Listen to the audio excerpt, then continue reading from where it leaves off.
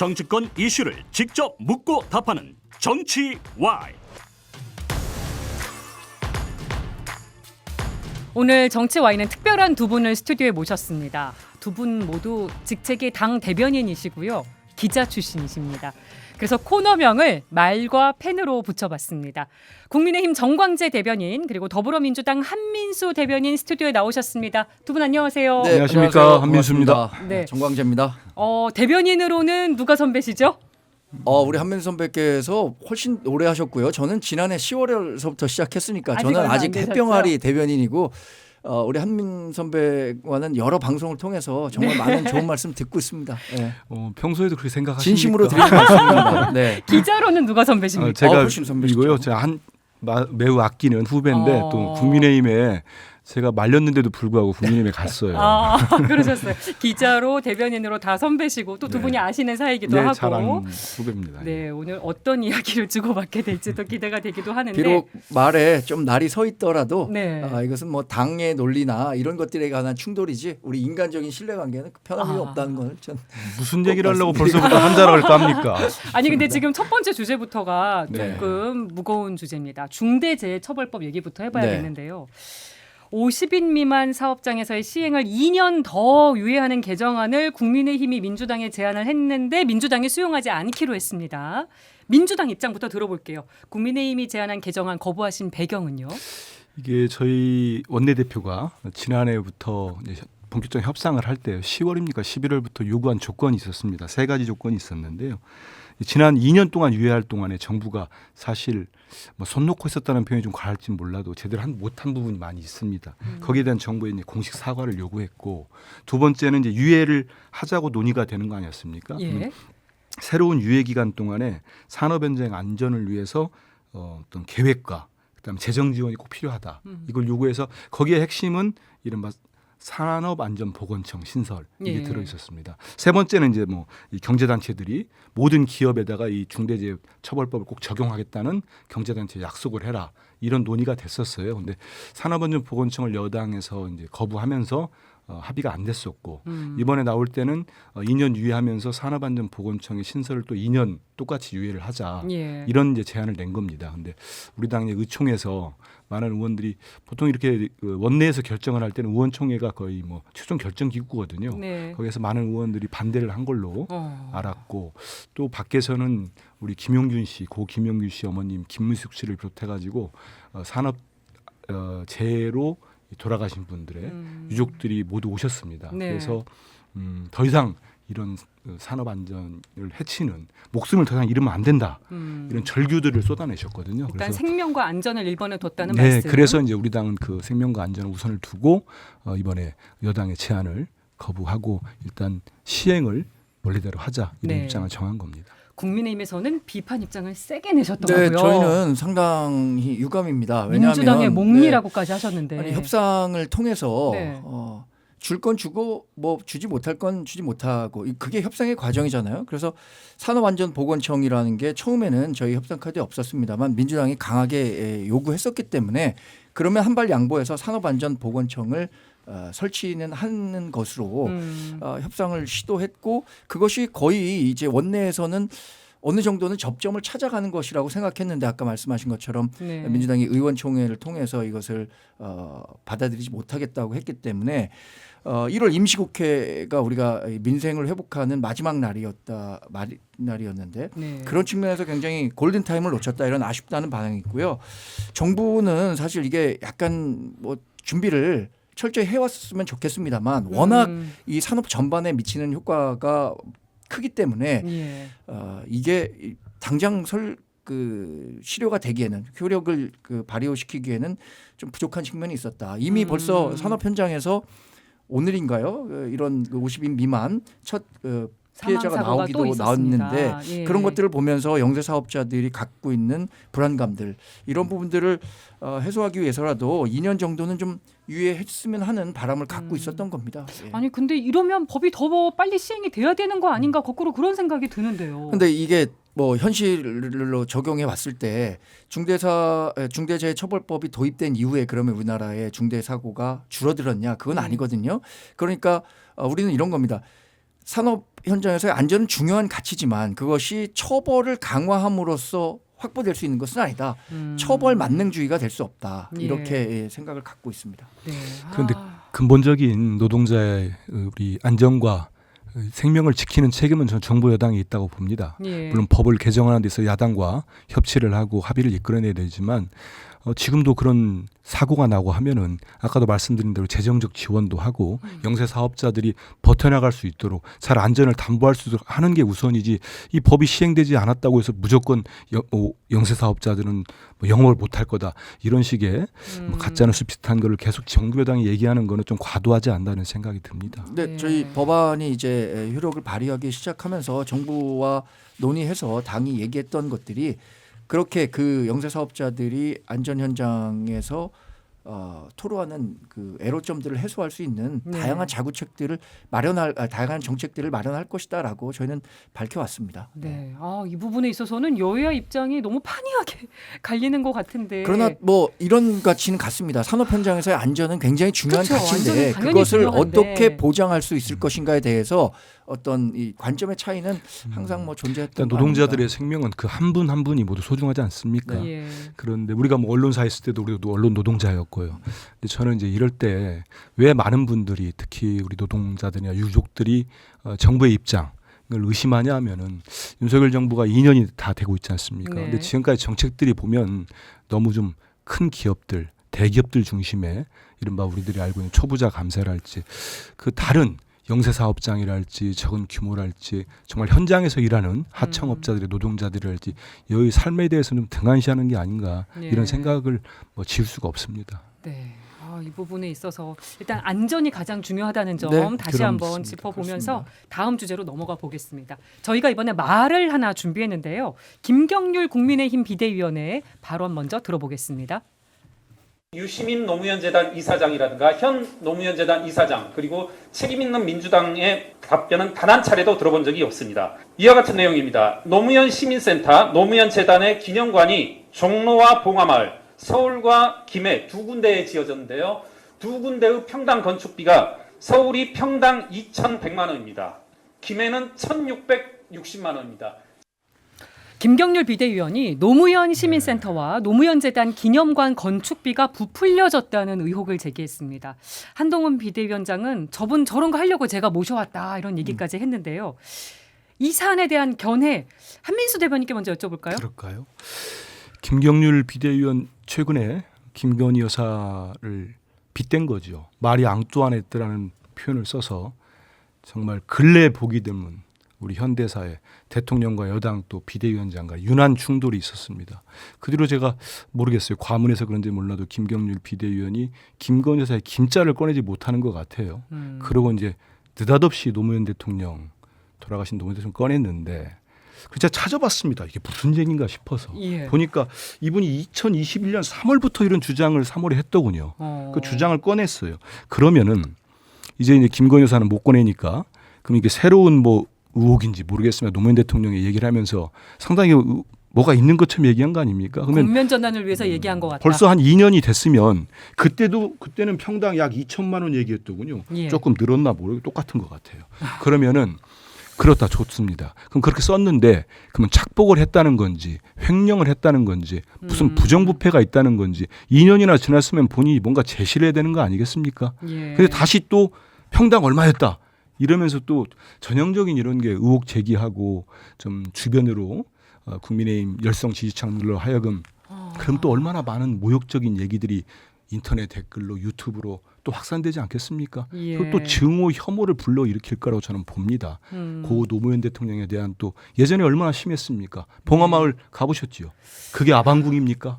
아방궁이라고 해가지고 얼마나 모욕을 줬습니까? 의혹을 제기한 배경이 좀 근데 이분이 또 보니까 그런 부분이 아닌가 제가 얘기해 기사 또 주시는 찾아봤어요. 거고. 근데 이분이 2020년에는 노무현 재단이 무려 20년, 21년 이명박 정부 때 85억 원에 달하는 거액의 보조금을 받았다. 그럼 또 의혹을 제기했어요. 그러니까 이 당시에는 많은 분들이 장신기 연세대 김대중 도서관 연구원이 그냥 참을 수가 없다면서 이거는 박정희, 김영삼, 김대중 모두 기념사업 목록으로 나오는 지급된 것과 똑같은 전직 대통령 예우에 관한 법률에 근거해서 했다. 하니까 그 뒤에는 또 이제 다른 의혹 제기는 안 했더라고요. 그래서 전 김경률 비대위원께서 지금 어떤 뭐 처지에 놓이셨기 때문에 그런지는 모르겠습니다만은 그래도 전직 대통령을 특히 지금도 여전히 많이 좋아하는 국민들이 계시는데 어떤 의혹이랄지 뭐 이런 걸 공식 회의에서 지금 이분은 회계사 신분을 넘어서서 집권당의 예전으로 따지면 정상적인 정당이라면 최고위원의 신분입니다. 예. 박중한 자리입니다. 지도부죠. 또 뭐 출마를 하신다는 분 아니겠습니까? 한동훈 비대위원장이 손까지 들어준 마포 을인가요? 그러신 분이면 언행을 조금 더 무겁게 하시면 좋겠다는 생각이 들고 이 말씀에 대해서는 또 이렇게 뭐 평당 건축비만 툭 던지지 마시고 그러면 정말 뭐가 문제인지 네. 좀 내놓으시면 좋겠다. 그러면 뭐 노무현 재단이나 노무현 센터 이런 데서도 입장되지 않겠습니까? 이런 생각 해봅니다. 여당으로 가보겠습니다. 네. 김경률 비대위원 발언 톤이 달라졌다. 길게 말씀해 주셨는데 예, 뭐 제가 몇 이런 가지 얘기 반박만 하셨는데요. 좀 하겠습니다. 일단 김경률 비대위원이 본인은 김건희 여사를 마리 앙뚜아네트에 비유해서 얘기한 것은 아니다라고 분명히 해명에 얘기를 했었습니다. 그러니까 프랑스 혁명 당시를 얘기한 거지 그게 뭐 김건희 여사와 연관지어서 자신이 이야기했던 것이 아니라는 점을 분명히 얘기했었고요. 거론은 했었지만 예. 그건 아니다. 또 하나는 2019년 8월에 이게 착공이 됐습니다. 그리고 2021년에 그 한 대변인 말씀하신 것처럼 처음으로 김경률 회계사 시절에 네. 전문가적인 시각으로 어떻게 이 기념재단의 건축물이 평당 건축비가 2,100만 원, 1,660만 원에 지어질 수 있었느냐라는 의문을 제기했는데 네.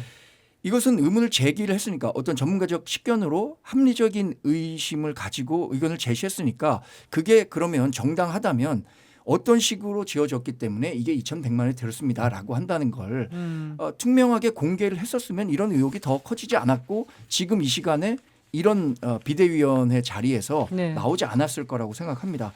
그러니까 지금 의문을 제기한 측면에 대해서 노무현 재단에서 우리는 이렇게 정말 투명하게 운영이 되고 네. 건축도 이렇게 한 점 부끄럼 없게 진행이 됐다라는 점을 국민들께 좀 소상히 설명드릴 수 있는 기회가 있었으면 좋겠어요. 우리가 뭐 대통령실 이전하는 과정에서도 국가 예산이 얼마나 들었는데 이 부분에 대해서 얼마나 많이 그 요구를 받았습니까? 그래서 우리 네. 투명하게 공개했었거든요. 그러니까 요구받은 측면에서 이거 책임 있는 답변을 좀 해줬으면 하는 바람을 갖고 있습니다. 톤이 달라졌다는 얘기는 어떻게 들으셨어요? 톤은 지금 뭐 김 여사에 대한 좀 옹호 발언으로 바뀐 부분, 노무현 재단에 대한 의혹 제기한 거, 이런 거 좀 사퇴 압박이 좀 거세지니까 입장을 바꾼 아니요, 거 사퇴 아니냐 압박은 이런 얘기도 없었습니다. 있거든요. 네, 사퇴 압박은 이미 한동훈 위원장이나 김경률 비대위원이나 사퇴 압박을 받은 적도 없고 사퇴를 요구할 생각도 없다라는 말씀을 분명히 드렸기 때문에 제가 네. 대변인으로서 그걸 뭐 대신 전할 수밖에 없는데 최근에 그러면 그런 수위가 좀 낮아졌다라고 하는 건 뭐 받아들인 분의 평가니까 네. 제가 뭐 평가 자체에 대해서 근데 제가 기사를 보니까 오늘 김경률 비대위원이 오늘 아침 회의에서 당내외에서 뭐 사퇴 얘기가 많아가지고 언제까지 얘기할지 모르겠습니다면서 이런 얘기들 여러 가지 꺼냈더라고요. 그러니까 본인도 압박이 있는 것처럼 이렇게 뉘앙스로 얘기를 하긴 했었고 마리 앙뚜아네트는 제가 지금 꺼낸 게 아니고요. 당시에 많은 언론들이 그렇게 해석을 해서 엄청 보도를 했는데 당시에는 김경률 비대위원이 거기에 대한 얘기를 안 했어요. 근데 네. 이번에 극한 충돌이 있고 난 다음에 어떤 주워 담는 차원에서 한 얘기 같고 네. 제가 알기로는 노무현 재단은 정말 어떤 거액을 뭐 이렇게 기부한다기보다는 수많은 노무현 대통령을 좋아하시는 분들이 여전히 네. 뭐 10,000원, 뭐 1,000원 이렇게 돈을 내서 이렇게 모이는 후원금이 많은 걸로 알고 있습니다. 네. 그리고 이 재단의 모든 회계는 투명하게 공개되는 걸로 알고 있거든요. 그런 것들도 참고하면 좋을 것 같습니다. 그래서 의혹은 좀 맞지 않다 이 얘기를 또 하시는 뭐 거고. 제가 지금 볼 때는 그렇습니다. 예. 네. 다음 현안 넘어가 보겠습니다. 네. 어제 민주당 이재명 대표가 신년 기자회견을 했습니다. 근데 지금 대통령이 신년 기자회견을 안 하고 있는 상황이어서 이게 좀 대비가 된다. 그리고 오히려 이재명 대표가 대통령처럼 기자회견을 했다. 이런 신문 칼럼도 나왔거든요. 이번에는 여당 얘기 먼저 들어볼까요? 대통령께서는 곧 국민들께 이 최근의 정치 현안과 또 2024년의 국정 운영 방안에 대해서 소상히 국민들께 설명드릴 수 있는 자리를 마련하고 있는 것으로 알고 있습니다. 네. 그것이 우리가 생각했었던 뭐 신년 기자회견 형식이 되지 않을 가능성은 제가 뭐 배제할 수는 없겠습니다만 조만간 그 국정 운영 방안 또 국민들이 지금 대통령께 요구하는 것들 있지 않습니까? 예. 이런 부분에 대해서도 소상히 좀 설명드릴 기회가 있을 거라고 생각하고요. 그 대표적인 게 바로 뭐 김건희 여사 리스크와 관련한 것들이겠죠. 이것과 관련해서는 대통령실에서 이미 재발 방지 대책을 마련하는 쪽으로 논의를 하고 있습니다. 그러니까 네. 제2부속실 설치가 사실 이 대통령 후보 시절에 제2부속실을 두지 않겠다라고 하는 게 공약이었기 때문에 아직까지 두지 않고 있었는데 네. 이 부분들 전향적으로 검토되는 것으로 알고 있고요. 또 국회에서 지명하는 특별감찰관 제도도 국회에서 조속히 특별감찰관을 지명할 경우에 시스템 내에서 이 김건희 여사와 관련한 리스크를 네. 관리할 수 있을 것이다라고 보고 있는 거죠. 근데 좀 너무 기자회견이 늦어지고 있는 부분 그리고 기자회견이 오랫동안 없었던 부분은 계속 좀 아쉬운 부분으로 지적이 많이 나오고 있는 것 같습니다. 그 부분에 네. 있어서는 조금 말을 아끼시는 제가 대통령실 대변인은 아니고요. 그러시죠. 저 당 대변인이니까 네. 그 자, 마이크를 말씀은 제가 야당으로 여기까지만 넘겨보겠습니다. 저도 그 칼럼 읽었습니다. 네. 물론 뭐 후반부 가서는 또 이재명 대표를 상당히 신랄하게 비판했지만 전반부에는 그 보수 언론의 칼럼리스트가 얼마나 답답했으면 우리 대표를 향해서 대통령답더라. 그래서 마지막 가서는 윤석열 대통령도 당당하게 해봐라 주문이었어요. 네. 근데 저도 뭐 정치부 기자를 오래 했습니다만 우리 민주화 이후에 정말로 그 군부 독재를 제외하고 그 대통령이 신년 기자회견을 연속 2년 동안 안 하는 경우를 제 기억이 별로 없어요. 왜 안 합니까? 아니 대통령이면 그건 저는 책무라고 생각합니다. 의무이자 네. 책무예요.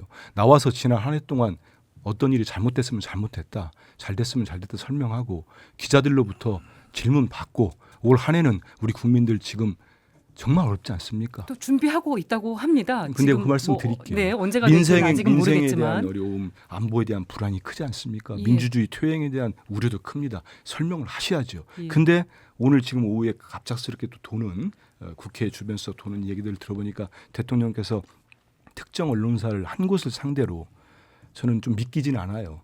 특정 언론사, 방송사 하나로 상대로 미리 사전에 녹화를 할 수도 있다. 이런 얘기가 도니까 저는 뭐 확인은 못했습니다. 네. 사실은 저는 제발 그러지 않았으면 좋겠습니다. 모든 기자들로부터 기자들은 국민을 대신해서 묻는 거 아닙니까? 예. 이번에 이재명 대표 1시간 넘게 질문 다 받았습니다. 그 없었습니다. 질문을 뭐 하라는 것도 없었고 손드는 사람 무조건 다 시켰습니다. 네. 대통령께서 그러셔야지요. 근데 만약에 특정 언론사만 가지고 한다면은 일전에 그 대통령과 한동훈 비대위원장 간의 용산과 충돌이 있을 때 약속대련이다 이런 얘기 있었잖아요. 네. 저는 이거야말로 약속대련 아니냐는 비판을 받을 수 있어요. 특정 방송사 하나 상대로. 그것도 저는 믿기지 않지만 정말 사전에 녹화한다고 하면 그러면 미리 질문한 것 중에 곤란한 부분이 있으면 녹화해서 빼겠다는 얘기입니까? 진짜 소통이 아니라는 말씀이신 그건 거고요. 아니죠. 아니, 그거를 보면서 우리 국민들이 어떻게 받아들이겠습니까? 지금 뭐 예단하기는 뭐 어려운 상황이고요. 어제 열렸던 민주당 이재명 대표의 신년 기자회견 얘기해보고 있었습니다. 뭐 대통령이 신년 기자회견을 안 하고 있는 상황이어서 대비가 된다는 평가도 있지만 또 이재명 대표가 좀 불편한 얘기, 꼭 해야 되는 얘기를 안 했다는 비판도 나오고 있습니다. 대표적인 게 선거제거든요. 이거 왜 이렇게 입장을 듣기가 어려운 겁니까? 선거제 비판 저도 오늘 아침에 언론들 이렇게 기사도 봤습니다. 네. 근데 대표도 이제 길게 걸리지 않겠다고 않을 거라고 말씀하셨는데 저도 뭐 정리가 될 거라고 봅니다. 근데 돌이켜 보면은 그 선거제 총선이 4년에 한 번씩 있지 않습니까? 네. 그러면 뭐 선거구를 뭐 분구하거나 합구하거나 아니면 선거제 문제가 막판까지 언제나 여야 간의 줄다리기가 심하기 때문에 되게 늦게까지 돼서 막 예비부들 어떻게 하냐 발을 동동 굴린다는 기사가 많았어요. 그렇습니다. 근데 이번에도 비슷하게 가고 있는데 일단 그 선거제 부분을 저희들이 정개특위에서도 국민의힘과 협상을 하려면 국민의힘은 입장을 확 정해놓고 네. 요지부동을 하니까 저희들이 유성정당 방지법 이걸 하려고 했는데 논의가 진척이 안 되는 거예요. 그러니까 저희들은 뭐 한쪽이 전혀 움직이지 않으니까 그런 애로점은 있는데 네. 저희 당 내에서도 여러 의견들이 많아서 보니까 대표께서도 만약에 한쪽으로 뭐 의원들도 그렇고 이 의견이 압도적이면은 네. 그쪽 정하기가 쉬웠을 텐데 지금의 준연정형제와 뭐 권역별 병립형제랄지 이거 논의들이 팽팽합니다. 그래서 이제 근데 이제는 뭐 지도부 내에서 대표를 중심으로 결정할 시기가 오지 않았나. 그리고 네. 거기에 대한 이제 국민적 뭐 호응과 아니면 국민적 비판이 있으면 그 또한 우리 민주당의 몫이라고 생각합니다.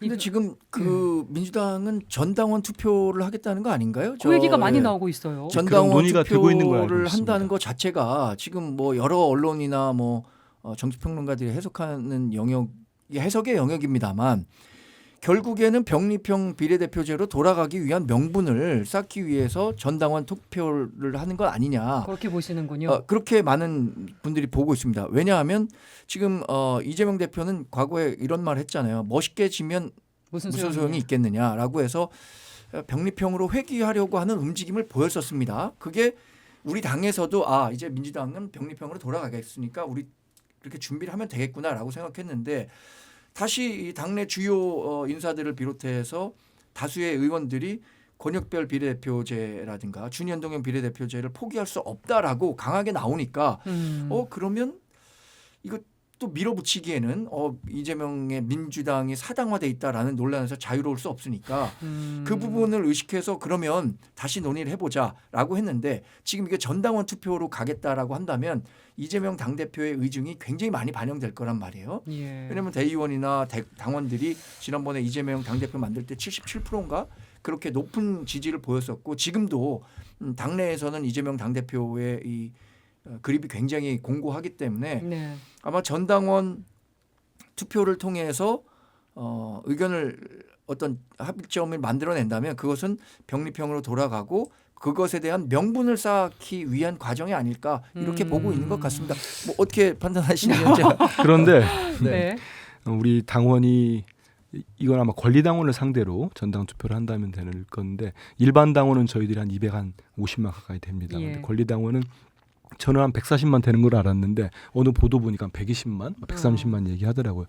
정말 어마어마한 숫자죠. 물론 예. 국민의힘도 뭐 당원 수가 많겠습니다만 거기에서 안들이 뭐 2가지 안이 올라갈지 아니면 좀 더 세분화해서 더 올라갈지 모르겠습니다. 근데 그 100만이 넘는 당원들의 뭐 투표율도 물론 고려해야 되겠습니다만 집단 지성이 모인다면 만약에 우리 정 대변인 말씀대로 이재명의 사당화가 돼 있다면은 그 사당화 하신 분이 이렇게 고민을 오래 했겠습니까? 그 얘기를 다 들었겠습니까? 오히려 이쪽 얘기 다 듣고 저쪽 얘기 다 듣고 정말 장구를 하셔서 너무 시간 끈다는 비판까지 들었는데 예. 저는 그 한편으로 보면은 또 합의를 모아가는 합리적 리더십을 볼 수 있습니다. 사당화겠으니 끝으로 짧게 한 말씀 드리면 그 최근에 유난 충돌 났을 때 예. 대통령실에서는 한동훈의 사당화가 됐다 이런 제목의 기사까지 나왔더라고요. 그러니까 서로 지금 사당화를 사당화 아니, 표현은 쓰는 상황인데. 저는 가급적 안 쓰는 게 좋을 것 같아요. 지금 한동훈 비대위원장은 당에 온 지가 네. 한 달하고 한 4, 5일 지났습니다. 그러니까요. 그 짧은 시간에 어떻게 사당화를 했습니까? 한동훈 정치인 한동훈으로 변신한 이후에 한동훈 의원과 가깝다는 사람들도 진짜 찾아보기 어렵고요. 본인이 이렇게 얘기했잖아요. 자기가 누구 당 외부에서 아는 사람이 공천 부탁한다고 해도 내가 그런 거 들어줄 만큼 멜랑꼴리한 사람 아니다. 이게 유행어가 되기도 했는데 그런 측면에서 지금 사당화 관련해서는 그래도 우리 당이 좀 낫지 않을까 생각하고 있는데 전혀 그렇지 않죠. 유튜브니까 조금 네. 더 편하게 그러니까. 얘기해야 일단은 되는 거죠. 청취자 여러분이 그렇죠. 하시는 걸로 하고 조금 저 유튜브니까 그러면 네. 조금 더 편하게 말씀드리겠습니다. 국민의힘엔 이 질문 드려볼게요. 그래도 너무 어려운 질문 다당형, 마시고. 다당제나 연동형이 시대 정신 아니냐 이런 얘기도 계속 있습니다. 근데 저는 이제 병립형을 그래서, 주장을 하시니까 그래서 국민의힘에서는. 이게 병립형이 최선이라고 보질 않습니다. 저도. 예. 그런데 다당제나 연동형이라는 표의 등가성을 좀 보장하려면 아예 정치 체제 자체를 바꾸는 노력이 필요하다고 생각해요. 지난해 초에 그 아까 말씀하신 윤석열 대통령이 특정 언론과 인터뷰를 했는데 네. 조선일보와 이 인터뷰를 하면서 신년 기자회견 안 네, 하고 한 거 말씀하시는 그때 하면서 중대선거구제로의 전환도 논의를 해봐야 얘기했었죠. 된다라고 해갖고 파장이 되긴 했지만 그게 우리 당이든 민주당이든 지금의 양대 정당 체제를 송두리째 흔들 수 있는 위험 요인이라고 생각하기 때문에 국회 차원에서 협의가 되지 않은 겁니다. 저는 만약에 제가 국회의원 되면 중대선거구제로의 전환 굉장히 한번 그 심도 있게 논의해볼 생각을 갖고 있습니다. 예. 그런 큰 그림 속에서 한번 그래서 고민을 봐야지. 갖고 있다는 말씀이신 이때 거고. 당시에 그 준연동형 비례대표제 만들 때도 야당이 그때 당시에 민주당이 정의당과 야합해서 패스트트랙 만들어 갖고 통과시킬 때 얼마나 그 국회 내에서의 갈등이 극심했습니까? 네. 그러니까 저는 이 다당제와 연동형이라는 표의 등가성이라는 그 근본적인 가치를 높이 평가한다는 차원에서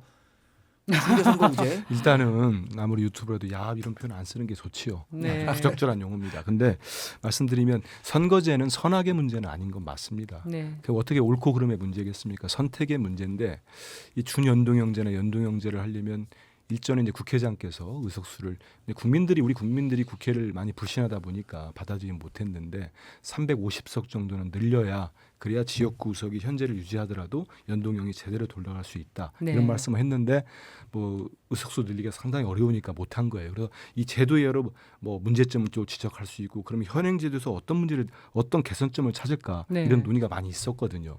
그 논의 중에 하나가 저는 이제 권역별로 예전에 제가 이제 현장 기자할 때는 권역별 연동형제 더하기 또는 뭐 석패율제 뭐 대단한- 붙여서 또 얘기가 그렇죠. 나왔었죠. 대단한 개혁으로 칭송을 많이 받았었어요. 근데 지금은 이제 준연동형제가 있는 상태에서 권역별 병립형제가 나오니까 마치 이게 뭐 안 좋은 제도처럼 보이는데 우리가 현실적인 여러 부분들을 고려할 좀 필요는 있을 것 같습니다. 일단 뭐가 됐든 빨리 결정은 돼야 될 것 같습니다. 예, 이제 뭐 시기가 2월이 됐으니까요. 네. 그렇습니다. 그리고 저희가 마지막 사안 넘어가 보겠습니다. 그림을 하나 준비했는데 저희가 보고 오셨는지 모르겠어요. 미리 질문을 드려서 한국일보 만평입니다. 아마 지금 유튜브로 보고 계신 분은 같이 보실 수 있을 것 같아요. 공수처가 무용론을 딛고 이 고발 사주 의혹에 대해서 유죄라는 오아시스를 만났다. 요걸 담은 만평인데요. 한민수 대변인께 먼저 여쭤볼게요. 네. 민주당이 요건에 대해서 대통령 또 한동훈 비대위원장 사과를 요구하셨더라고요. 이유 짧게 들어볼까요? 손준성 검사장이 이제 그 피고인 신분이었는데도 불구하고 검사장으로 승진을 했습니다. 참 부적절한 인사였지요. 근데 그 이분이 손 검사가 수사정보정책관인가요? 총장의 눈과 귀라는 그 주요 직책에서 이번에 1심에서는 이제 드러났습니다. 네. 실행자는 드러났어요. 이 손 검사, 손 예. 검사장과 또 밑에 계시는 검사들이 재판부에서 이 고발장을 작성으로 보인다까지 했어요. 그럼 지시자가 안 나온 겁니다.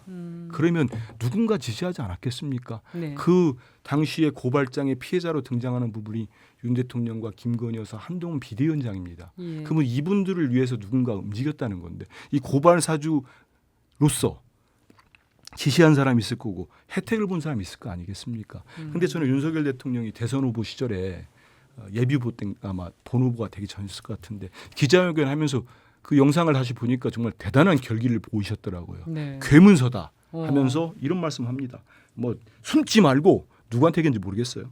디지털 문건의 출처를 밝혀라. 그러면서 막 얘기를 합니다. 어이가 없다 하면서 했어요. 네. 이제는 본인도 검찰총장까지 하신 분 아닙니까? 이제 1심 재판부에서 분명히 유죄를 내렸으면은 네.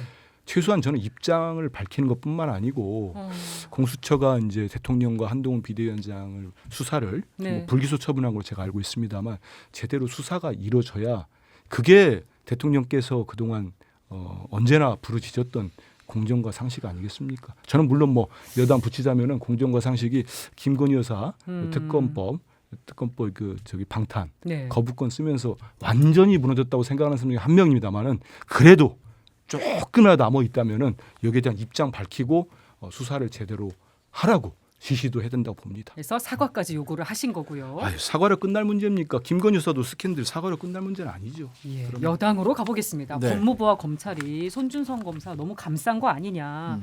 또 뭐 기소된 상태에서 승진까지 한 거. 또 재판 결과는 또 유죄로 나온 거. 여당에선 이 사안 어떻게 보십니까? 민주당이 우리 이 당을 아니면 정부를 그 겨냥해서 공격할 때 꼭 하는 말이 검찰 독재.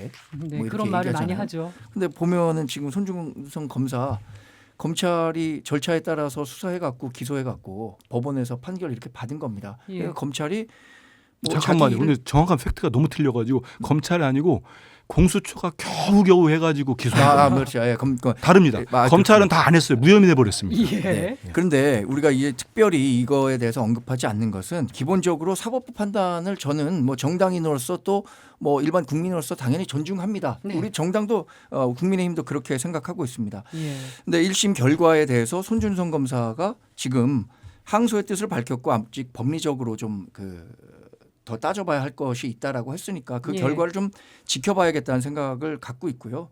또 시킨 사람이 있었다면은 이번에 그 재판 과정에서 누가 시켰고 어떤 그 배우가 있었다면 그 사람도 처벌이 됐을 건데 그렇지 않고 있잖아요. 왜 안 됐는지는 시간만 있으면 제가 설명할 수 있어요. 그런데 그 검찰이 이 야당을 사주해서 여당을 고발했다. 이게 내용의 예. 팩트잖아요. 그런데 그 검찰 내에서 이게 개인의 일탈이었는지 검찰 조직 전체가 움직였다라고 생각하는 건 상당한 비약이라고 볼 수 있는 거죠. 제가 아까 이 공수처에서 네. 고발한 부분에 대해서 좀 다시 잘못 설명드린 거 가령 말씀드립니다. 검사 출신 김웅 의원을 공수처가 혐의를 인정했어요. 근데 기소권이 없으니까 검찰에 넘겼는데 검찰이 무혐의 처분을 해버렸습니다. 예. 그러니까 이게 참 공수처로서는 여러 가지 예를 쓰셨는데 제대로 수사하기를 힘든 상황이었던 거죠. 검찰에 의해서 벽에 막혔기 때문에. 근데 네.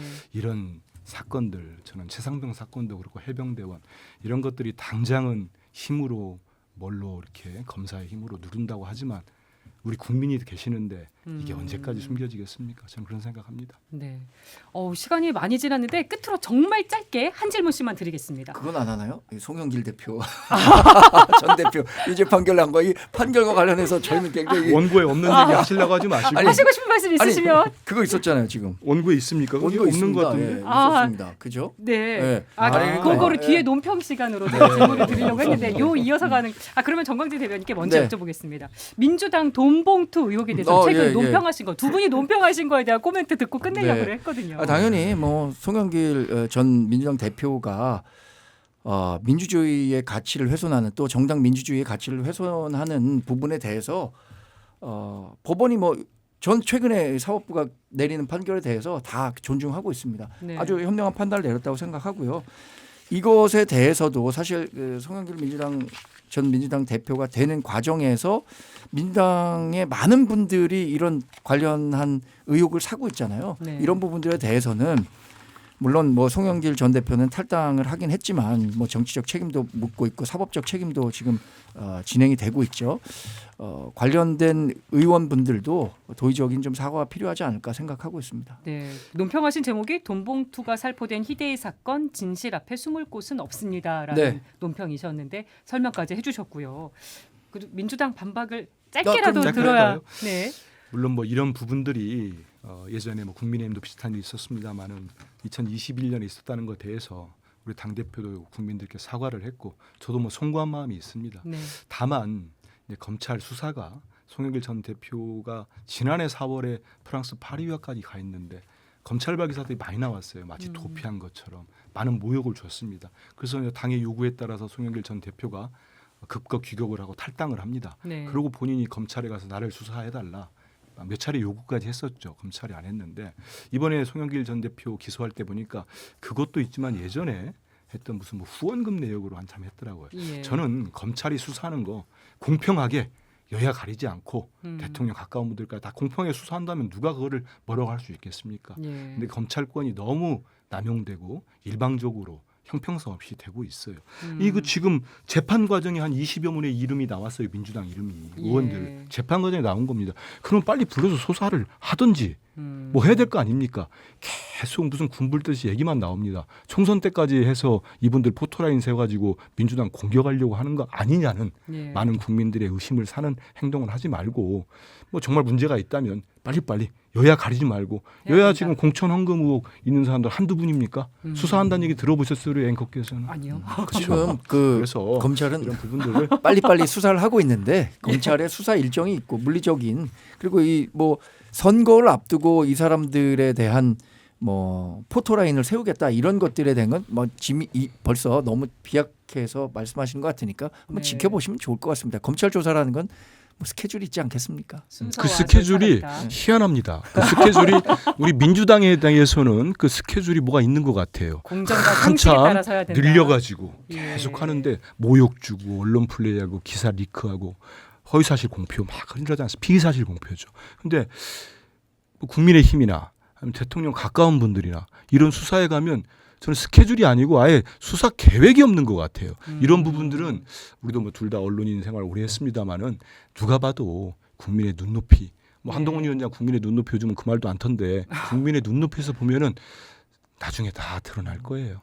근데 저는 지금 뭐 말씀드리고 싶은 거는 이렇게 그 논란의 주인공에 섰던 분들이 네. 어떤 식으로든 책임을 지는 자세가 필요하다고 생각하는데 그런 자세도 아직 나오지 않고 있으니까 그게 앞으로는 이제 검찰 수사가 계속 더 진행될 겁니다. 예.